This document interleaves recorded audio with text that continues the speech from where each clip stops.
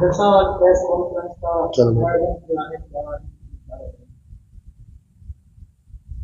सर्वप्रथम बाबा साहब डॉक्टर भीमराव अम्बेडकर जी को नमन करते हुए, महापुरुषों को नमन करते हुए सभी, और आप लोगों का आभार व्यक्त करते हुए कि आप शॉर्ट नोटिस पे पीसी के प्रबंध में आप लोगों ने भागीदारी दी, उसके लिए आप बधाई के पात्र, धन्यवाद आपका। आज पीसी का मकसद है कि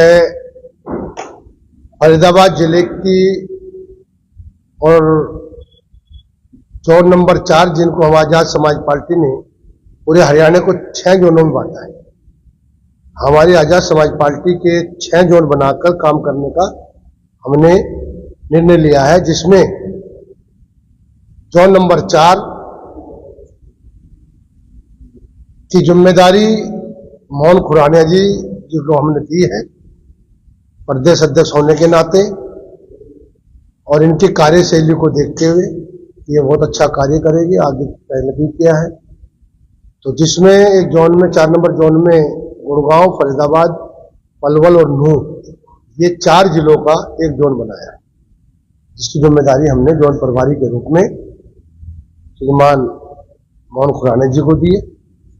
बाकी आगे जो जिले की जिम्मेदारियां आज हम देने जा रहे हैं वो मोहन खुराना जी को बताए, क्योंकि उनके कार्य उसमें क्षेत्र में आता है, वो अधिकार में आता है। ये बताएंगे कि इन्होंने क्या क्या जिम्मेदारी किसको। सभी साथियों को जय भीम, नमो बुद्धाय। मैं बहुत बहुत आभार व्यक्त करता हूँ चंद्रशेखर भाई और प्रदेश अध्यक्ष रामे प्रधान जी का, उन्होंने मुझे इस पद पे काम समझा और जिम्मेदारी मुझे दी। देखिए, अभी हम लोगों का काम है संगठन को विस्तार करना, पार्टी को मजबूत करना, और जैसा कि आप सभी को नॉलेज है कि अभी नगर निगम चुनाव होने जा रहे हैं। नगर निगम चुनाव में ड्रॉ भी निकल चुके हैं, तो चुनाव को मद्देनजर रखते हुए हरियाणा के अंदर नगर निगम चुनाव पे मुख्य फोकस रहेगा आजाद समाज पार्टी का, और पार्टी के नेतृत्व में टिकट के ऊपर चुनाव लड़ाया जाए, चाहे वो फरीदाबाद नगर निगम हो, यमुनानगर नगर निगम हो, गुड़गांव नगर निगम हो, या नगर पालिका और नगर निकाय हो। ये चुनाव आजाद समाज पार्टी अपने नेतृत्व में अपने सैंबल पे लड़ाएगी।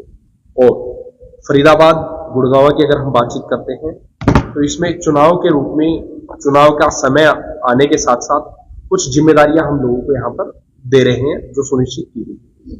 उसमें मैं बताना चाहूंगा कि पहले भीम आर्मी के अंदर प्रदेश उपाध्यक्ष रहे हमारे वरिष्ठ नेता विजय कृष्ण जी साथ में बैठे हुए हैं। विजय कृष्ण जी को संगठन प्रभारी के रूप में जोन की जिम्मेदारी दी जाती है कि इन 4 जिलों के अंदर जो भी संगठन बनेगा उस संगठन की मुख्य जिम्मेदारी इनके कंधों पर रहेगी, इनकी रेख देख में वो संगठन बनेगा और इन्हीं के थ्रू नियुक्ति की जाएगी।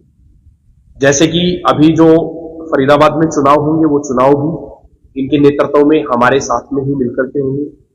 दूसरा, पलवल के अंदर, नूह के अंदर या गुड़गांव के अंदर जो बॉडी गठन की जाएगी वो इनके सहयोग के साथ में, इनको साथ में लेकर के वो काम किया जाएगा।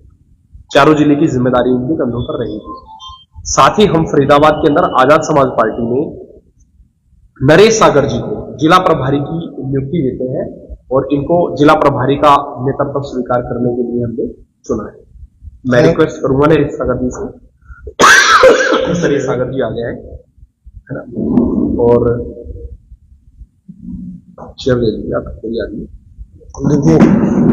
नरेश सागर जी को नियुक्ति दी जाती है जिला प्रभारी फरीदाबाद की आजाद समाज पार्टी, जिला उपाध्यक्ष फरीदाबाद, जिला अध्यक्ष फरीदाबाद के रूप में हम यहां पर नियुक्ति करते हैं आज आजाद समाज पार्टी में रामफल जांगड़ा जी, जो कि आप सभी के बीच में, हमारे बीच में मौजूद है, तो मैं उनसे भी रिक्वेस्ट करूंगा कि वो है। और मैं विजय कृष्ण जी से और प्रदेश अध्यक्ष जी से आग्रह करूंगा कि प्रभारी जी को और अध्यक्ष जी को पटका पहना करके ये पद देने का काम करें।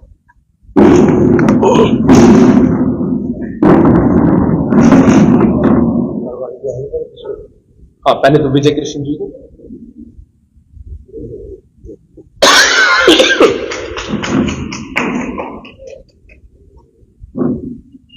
और मैं रिक्वेस्ट करूंगा कि विजय कृष्ण जी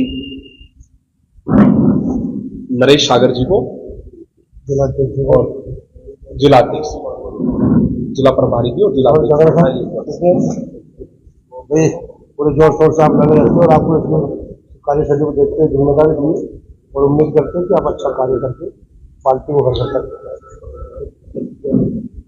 बहुत बहुत धन्यवाद। इसी के साथ में कुछ नियुक्तियां और होंगी।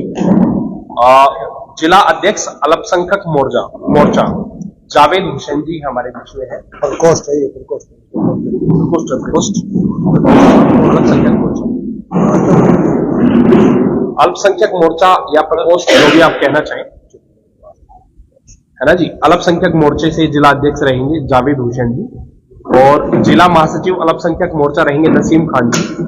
तो मैं सर से चाहूंगा कि इनकी नियुक्ति करें।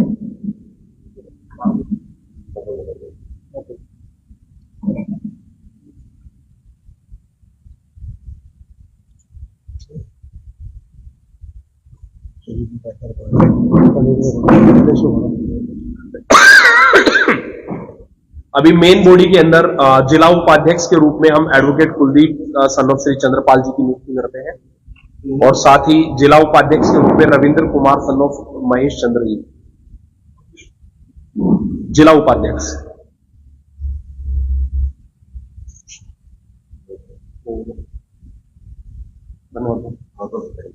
जिले को भी 4 जनों बाकी है, ठीक है ना सर। सरोज पासवान जी को जिला सचिव के रूप में नियुक्ति दी जाती है। Saroj Paswan ji son of Jagdish Paswan.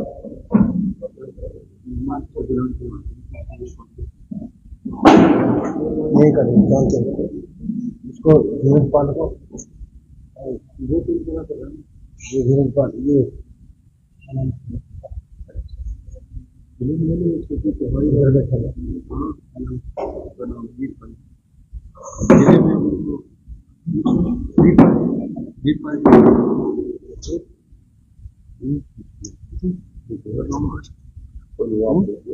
किस तरीके से चुनाव को लड़ेंगे, तो नगर निगम का चुनाव किस तरीके के तैयार है आपको?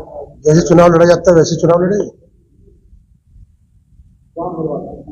देखिए, जिस प्रकार से आप किसी भी पार्टी को देखते हैं, चाहे वो भारतीय जनता पार्टी हो, कांग्रेस पार्टी हो, एंड हमारी बहुजन समाज पार्टी और आजाद समाज पार्टी हो, या किसी भी राजनीतिक पार्टी को आप देखते हैं, राजनीतिक दल को आप देखते हैं, चाहे आम आदमी पार्टी, ये डिपेंड करता है जो चुनाव लड़ने वाले लोग हैं और चुनाव लड़वाने वाले लोग हैं, उनका नेतृत्व क्या है, उनकी चुनाव लड़ने और लड़वाने की रणनीति क्या है, उसी के आधार पे चुनाव आगे की तरफ बढ़ता है।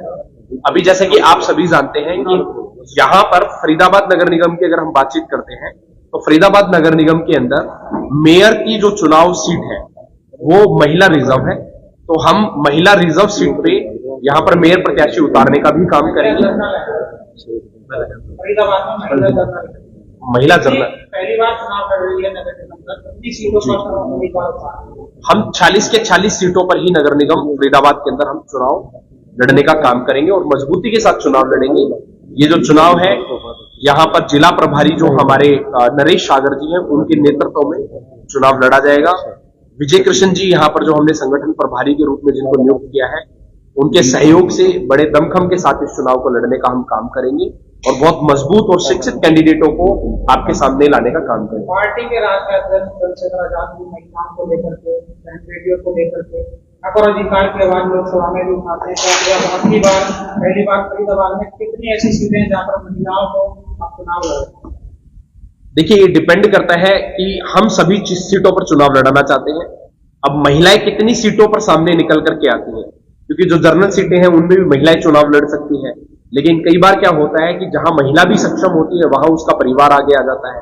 तो ये डिपेंड करता है कि कैंडिडेट कितने बाहर निकल करके आते हैं जो चुनाव लड़ना चाहते हैं, और मजबूती से जो भी कैंडिडेट चुनाव लड़ना चाहता है बहुजन समाज में दमखम के साथ जो भी चुनाव लड़ना चाहता है उसको आजाद समाज पार्टी निमंत्रण देती है, निमंत्रित करती है कि आइए आप अपने जिला प्रभारी और संगठन प्रभारी के नेतृत्व में अपना परफॉर्मा लेकर के आइए और पार्टी के नेतृत्व में चुनाव लड़ने का काम। अभी हाल ही में विधानसभा चुनाव हुए थे जिसमें आजाद समाज पार्टी ने गठबंधन किया था, तो इस बार गठबंधन होगा या फिर अपने दल पर आजाद समाज पार्टी चुनाव लड़ेगी? देखिए, अभी गठबंधन को लेकर के कोई किसी प्रकार की मंशा नहीं है, कोई किसी प्रकार का माहौल नहीं है, और अगर सिंपल लैंग्वेज में कहा जाए तो विचार भी नहीं है। लेकिन फिर भी चुनाव के माहौल को देखते हुए, राजनीतिक पार्टी को देखते हुए, अगर हमें लगता है समय की मांग है कि हमें गठबंधन करना चाहिए, तो वो उस समय पे भी विचार किया जाएगा। अगर कोई पार्टी आजाद समाज पार्टी की तरफ अपना हाथ बढ़ाती है, अपना रुख करती है, और आजाद समाज पार्टी को भी ये नजर आता है कि हमें संगठन के साथ में, उनके साथ में मिलकर के चुनाव लड़ना चाहिए, तो हम उस पर जरूर विचार करें। सिंबल केतली ही रहेगा। बीते चुनाव में आपने 6 में से 2 प्रत्याशी को उतारे और एन चुनाव के मौके पर वो और पार्टी में चले गए जी, इसकी पुनरावृत्ति ना हो, इसके लिए पार्टी क्या ठोस कदम उठाएगी इस बात? मैं चाहूंगा इसका जवाब अध्यक्ष जी हमारे साथ में बैठे जी। देखिए, संगठन के लोगों से हम लोगों ने एक ही बात कही है कि संगठन के बीच में से उम्मीदवार निकाल कर लाए, क्योंकि जिन लोगों ने संगठन को सोचा है वही लोग उसकी गरिमा को जानते हैं और पहचानते हैं और उस गरिमा को बनाए रखने का कार्य करते हैं। कई बार परिस्थितियां अनुकूल नहीं होती है तो संगठन के बीच में से के बाहर से कैंडिडेट को चुनाव में उतारा जाता है, तो उसके मंसूबे क्या होते हैं वो किसी के अंदर नहीं घुसा जाता। हमारा प्रयास और हमारी कोशिश है कि हम अपने संगठन के बीच में से ही उम्मीदवार, ऐसे परिपक्व उम्मीदवार दे जो पहले घटित हुआ वो आगे घटित हुआ। अच्छा, जो टिकट वितरण का आपका जो पैटर्न है ये क्या रहने वाला है? क्योंकि पिछले चुनाव में देखा था एक व्यक्ति विशेष ने एक बहुत बड़ी जनसभा में ये कहा था कि चंद्रशेखर ने खुद मेरे कहने से टिकट दिया, तो क्या इसकी आप पुष्टि करते हैं कि क्या वाकई में टिकट उसके कहने से दी गई थी या फिर किसी व्यक्ति विशेष के कहने से? पार्टी या व्यक्ति विशेष के, भैया मैं आपकी जवाब बात कर रहा हूं, कोई व्यक्ति विशेष क्या कमेंट्स कर रहा है, ठीक है, वो खुद उसका जवाब देगा। पार्टी किसी व्यक्ति विशेष के कहने से टिकट नहीं देती है, वो अपने जो पैनल बनता है उस पैनल के अनुसार ही टिकट को फाइनल करती है, अपने कार्यकर्ताओं के विचार विमर्श करती है। अच्छा प्रधान जी, टिकटों का चयन कैसे होगा? उम्मीदवार का जो कमेटी बनेगी जिला हाँ, उसकी कमेटी बनेगी, उस कमेटी के मार्फत ही वो प्रदेश कमेटी में आएगा, जहाँ से वो फाइनल किया। रामपाल जांगड़ा जी विधानसभा चुनाव में कांग्रेस का प्रचार करते कि कांग्रेस इस्तीफा दे दिया उन्होंने। देखिए, रामपाल जांगड़ा जी अगर विधानसभा चुनाव में कांग्रेस का प्रचार कर रहे हैं तो सबसे पहला सवाल ये आता है कि क्या उनके पास कांग्रेस का नियुक्ति पत्र है? वो किसी पदाधिकारी लेवल पे वहां थे? नहीं थे। आज मैं बातचीत करता हूं, रामपाल जांगड़ा जी को हमने जिलाध्यक्ष बनाया है, तो इनको हम प्रॉपर तरीके से नियुक्ति देते हैं और ये यहाँ पर अपने पद पर जिम्मेदारी जो संभालेंगे, एक जिम्मेदार नागरिक के रूप में और जिम्मेदार अध्यक्ष के रूप में नेतृत्व करने का काम करेंगे। नगर निगम चुनाव में क्या मुद्दे मेन रहने वाले हैं? देखिए, नगर निगम चुनाव के अंदर मेन मुद्दों की अगर आप बातचीत करते हैं तो सबसे पहला मुद्दा यहाँ पर अगर हम बातचीत करते हैं तो निगम चुनाव की अगर आप बात करें या हरियाणा चुनाव की बातचीत करें तो सबसे पहला मुद्दा तो शोषण ही है। चाहे हम कंप्लीट बहुजन समाज की बात करते हैं, आप एससी की सीटें देख लीजिए, बीसी की सीटें देख लीजिए, जो रिजर्वेशन कैटेगरी बनती है, क्राइटेरिया बनता है, उसमें एससी समाज की सीटें भी घटा दी गई है और जो बीसी का भी हक बनता है उनको भी उनके हक के हिसाब से सीटें नहीं मिलती।